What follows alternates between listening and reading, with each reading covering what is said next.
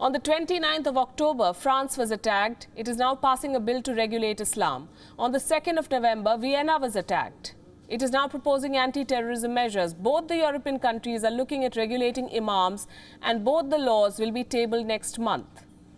And while the promptness is commendable, there would have been no need for these laws had Europe not waited for terror to strike. These are not quote-unquote preventive measures. These are reactions. The fight against terrorism cannot be a reflex action. What countries need to do is get to the root of the problem, to understand where the problem stems from. I'm talking about terror states, governments that use terrorism as a state policy tool. The likes of Pakistan, it is time to call them out and to cut ties with them. And it is here that the world needs to apply maximum pressure. Put the machinery we have to use. The FATF, Financial Action Task Force, use it. The United Nations Security Council, put it to some good use. Do you know why we have not been able to fight terrorism yet? Because state sponsors of terror are sitting on crucial panels of world bodies, and they are being re-elected for new terms. In 2018, 33,000 people lost their lives to terrorism the world over. The total number of terror attacks, 8,000 in 1 year. 2 years later, the world re-elected the biggest terror exporter to the United Nations Human Rights Council, Pakistan. 169 countries voted for it. So here's something that these 169 countries should know.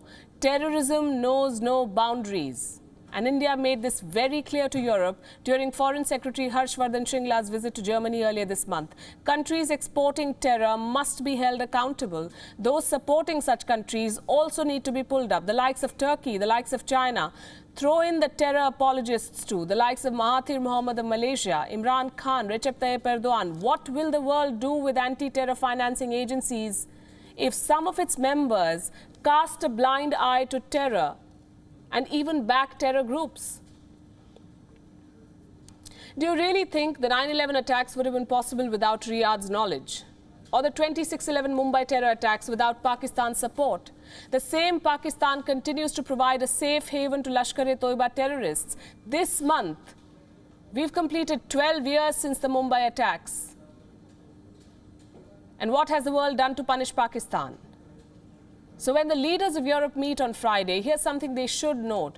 Austria will not be able to shut out terror just by closing some mosques. It needs to close the door on the states funding the radical infrastructure. The same applies to France.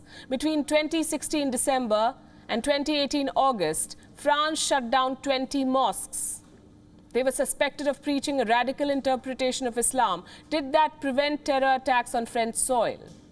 France saw nearly 30 attacks between 2016 and 2020. Like I said, fighting terrorism is not all that simple. No register on imams, no lock on prayer houses will be able to solve the problem completely.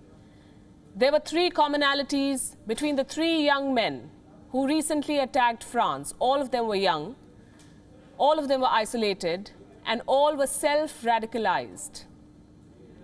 It was not just the work of radical imams in some mosques. It also happened on the internet.